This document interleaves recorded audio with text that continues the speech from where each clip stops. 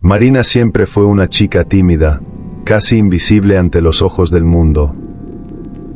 En el desván de su abuela, un lugar polvoriento y lleno de antigüedades, el aire olía a madera vieja y a historias olvidadas. Mientras exploraba entre cajas cubiertas de polvo, Marina sintió una mezcla de curiosidad y misterio.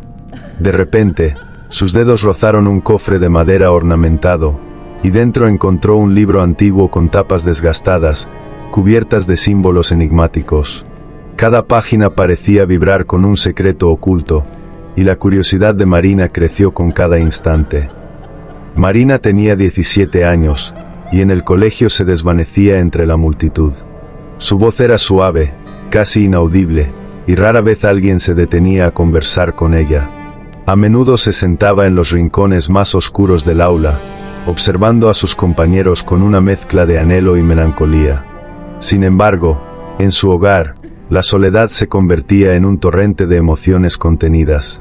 Entre las paredes de su casa, se percibía un silencio que parecía esconder secretos antiguos, y en sus ojos brillaba una chispa de curiosidad por lo desconocido.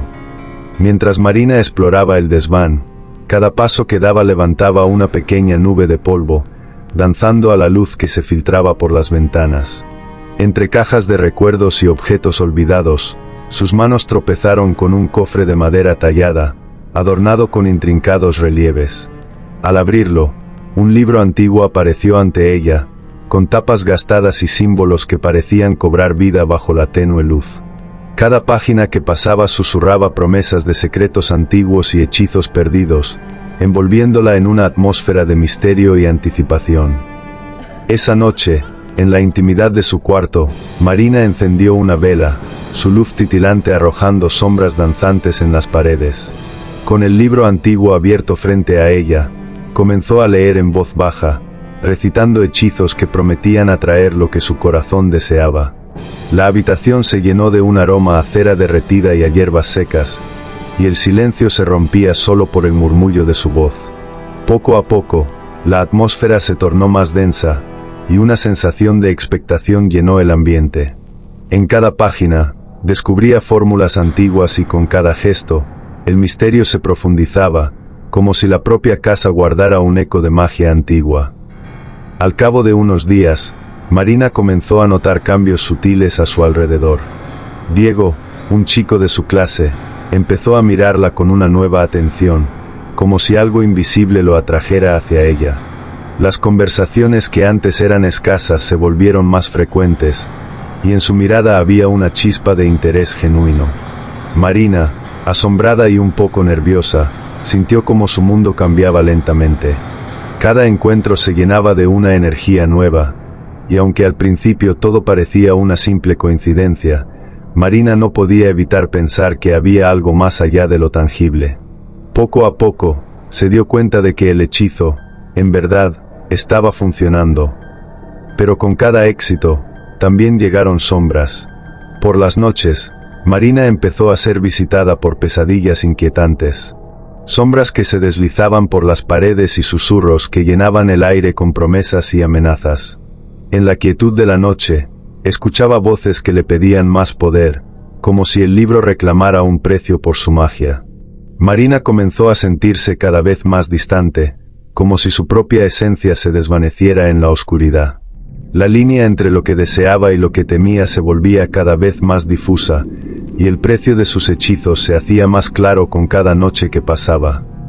A medida que los días pasaban, Marina se sumergía en un torbellino de dudas. Frente al espejo, veía sus ojos, ahora más oscuros, reflejando una parte de ella que no reconocía. Se preguntaba si el poder que había invocado valía la pena, y si el precio era demasiado alto. En las noches, los susurros se convirtieron en gritos suaves, y las sombras, en presencias que la observaban en la oscuridad.